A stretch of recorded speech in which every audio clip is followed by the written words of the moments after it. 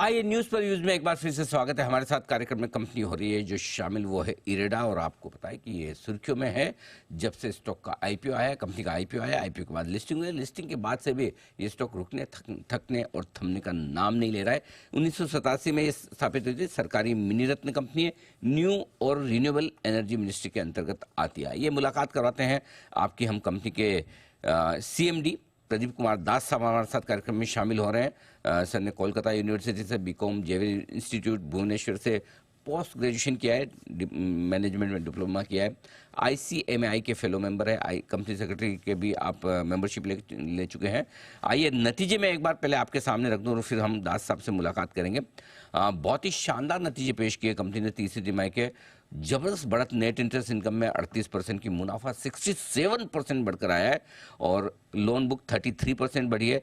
Net और gross level पर NPA में सुधार है और नेट इंटरेस्ट मार्जिन भी क्वार्टर ऑन क्वार्टर थोड़े और बेहतर होते हुए दिखे हैं। दास साहब बहुत बहुत स्वागत है सर। सबसे पहले तो बधाई स्वीकार करें आप, बहुत ही बढ़िया नंबर से कॉम्प्लीमेंट्स। और मुझे याद आ रहा है जब आपका इंटरव्यू किया था मैंने IPO के वक्त, तब आपने सबसे ज़्यादा एक चीज़ पर फोकस किया था, गवर्नेंस।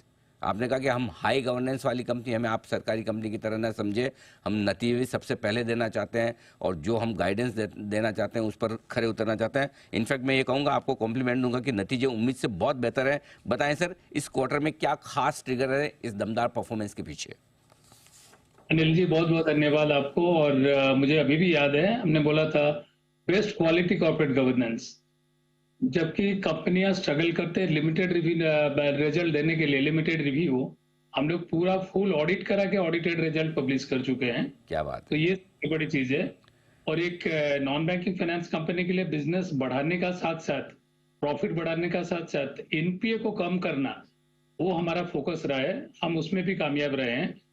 और रिन्यूएबल के लिए जिस तरह का फोकस हुआ है, और माननीय प्रधानमंत्री जी से अभी ये प्राण प्रतिष्ठा के बाद, राम जन्मभूमि रामलला प्राण प्रतिष्ठा के बाद अनाउंस किए हैं 1 crore rooftop solar, residential rooftop solar करने के लिए। जो बेसिकली जैसे पहले था कि घर घर बिजली, अब घर घर रिन्यूएबल का प्लान रहेगा, ताकि सबका छत पे सोलर हो या सबके घर में दूसरा माध्यम का रिन्यूएबल हो। तो ये जो अनाउंसमेंट हुआ, इसका बहुत बड़ा अवेयरनेस में भी इम्पैक्ट आएगा। जब सारे लोग मिलकर प्रयास करेंगे रिन्यूएबल को बढ़ावा देने के लिए, तब हम वातावरण को सुधार पाएंगे। इरेडा जैसा संस्था जो पूरा रिन्यूएबल के लिए ही काम करता है, हमारा बुक्स में कोई भी एक अलग एसेट नहीं है रिन्यूएबल का छोड़ के। और ये बड़ा खुशी होता है कि जो हमारे इन्वेस्टर है उनका हमारे ऊपर जो भरोसा रहा, हम इस क्वार्टर में उस पर खड़े उतरे हैं। और ये कठिन काम है, और जिस तरह प्रयास हमारे टीम कर रहे हैं, उम्मीद है आगे भी इस तरह काम करते रहेंगे। Okay, wonderful. तो सर ये बताएं कि ये जो सूर्योदय योजना जो कल प्रधानमंत्री जी ने अनाउंस की है, उसमें किस तरह का बिजनेस आ सकता है आपके लिए? तो देखिए, जैसे 1 करोड़ का है, लगभग इसमें 1.25 लाख से 1.5 लाख करोड़ का निवेश रहेगा। तो हम अगर बैंकिंग से एंगल से देखेंगे, डेट एंगल से, तो ये 80,000 से 1 लाख करोड़ का लोन रहेगा, क्योंकि उसमें सरकार का सब्सिडी भी रहेगा। तो सब्सिडी का जो रेंज रहेगा वो थोड़ा अलग अलग रहेगा। जैसे BPL कम्युनिटी के लिए ये पूरा डिटेल नोटिफिकेशन मिनिस्ट्री का या गवर्नमेंट का आया नहीं आएगा, बट हमारा सरकार का भी हमेशा वैसे ही रहता है, जहां पे जो नीड है उस तरह का सपोर्ट दिया जाता है। तो मेरा उम्मीद है कि इसमें लगभग 1 लाख करोड़ का बैंकिंग सेक्टर का बिजनेस रहेगा। और इरेडा के लिए किस तरह की संभावनाएं बनेगी सर? आपके लिए कितना बिजनेस आ सकता है इसमें? जैसे आज भी देखेंगे, लगभग हमारा NBA non banking finance company space में 20% से ऊपर हमारा लोन बुक का सपोर्ट है, और आगे भी इसी तरह का परसेंटेज रहेगा। मैं ये बता दूं, जैसे हमने अभी रिटेल स्पेस को करने के लिए ऑलरेडी हमारा रूफटॉप सोलर हो रहा था, बट वो एग्रीगेटर मोड में जो है उसके लिए इस स्पेस में बैंकिंग सेक्टर से थोड़ा सपोर्ट पहले कम होता था, बट उसको जैसे अधिक से अधिक जानकारी रहेगा, हमने already dedicated retail division create कर चुके हैं। और MNRE को चिट्ठी भी लिख चुके हैं कि हमें एक अलग कंपनी, सब्सिडियरी कंपनी बनाने के लिए परमिशन दिया जाए, सो दैट हम ये रिटेल बिजनेस को एक अलग तरीके से डेवलप करेंगे। क्योंकि long term project financing large scale का एक अलग माइंडसेट रहता है, और रिटेल करने के लिए मैकेनिज्म, माइंडसेट और गवर्नेंस वो अलग रहता है। तो हम एक सेपरेट डेडिकेटेड सब्सिडियरी कंपनी करके उसका माध्यम से उस बिजनेस को बढ़ावा देंगे। उससे क्या होगा कि जो retail space, semi retail space, उस स्पेस में हमें काम करने के लिए ज्यादा अपॉर्चुनिटी मिलेगा। और हम लोग का जो एक्सपर्टीज है, हम 36-37 साल से इसी लाइन में काम कर रहे हैं। जो इस स्पेस में जी जितने भी एजेंसी है, सबसे ज्यादा तजुर्बा हमारे संस्था का है, तो उसको सबको फायदा भी मिलेगा। जी। दास साहब, पिछली बार आपने कहा भी कि नवरत्न स्टेटस मिलने की तैयारी है आपकी कंपनी को। जरा बताएं सर, क्या स्टेटस है इस वक्त? हाँ, उसका 2 लेवल होता है। एक हमारा हाई लेवल कमेटी, वो लेवल कमेटी ऑलरेडी मीटिंग करके मिनिटाइज करके वो रेकमेंड कर चुके हैं। उसके बाद अपेक्स कमेटी जो कैबिनेट सेक्रेटरी लेवल के भारत सरकार के उन लेवल में होते हैं। तो एक प्रोसेस है। तो हमारा उम्मीद है कि सिंस ये हमारे level already high level committee recommend कर चुके हैं, तो प्रोसेस पूरा होके बहुत जल्दी आएगा। Okay, wonderful. तो प्रोसेस जल्दी पूरे होती दिखेगी। अब आइए सर, आपके नेट इंटरेस्ट मार्जिन पर बात करते हैं। इम्प्रूव होकर आए इस 3 क्वार्टर में, लगभग 3.25% के आसपास पहुंचे हैं, जहाँ जनरली एनबीएफसी थोड़ी स्ट्रगल कर रही हैं कि नेट इंटरेस्ट मार्जिन मेंटेन रह जाएं। बताएं सर, क्या आउटलुक है आगे के लिए? मैंने पहले भी जैसे बोला था, हमारा लगातार प्रयास रहेगा इसको बढ़ाने के लिए। पर हम बहुत ज्यादा इसको बढ़ा के सेक्टर पे स्ट्रेस नहीं देना चाहेंगे, क्योंकि हम बहुत मार्जिन रखेंगे तो जो डेवलपर है उनका ऊपर स्ट्रेस आएगा। तो हमारा फोकस है हम रीजनेबली जो अच्छा है वो रखें, कॉस्ट को हम कम करें, ताकि डेवलपमेंट के लिए आसान हो जाए।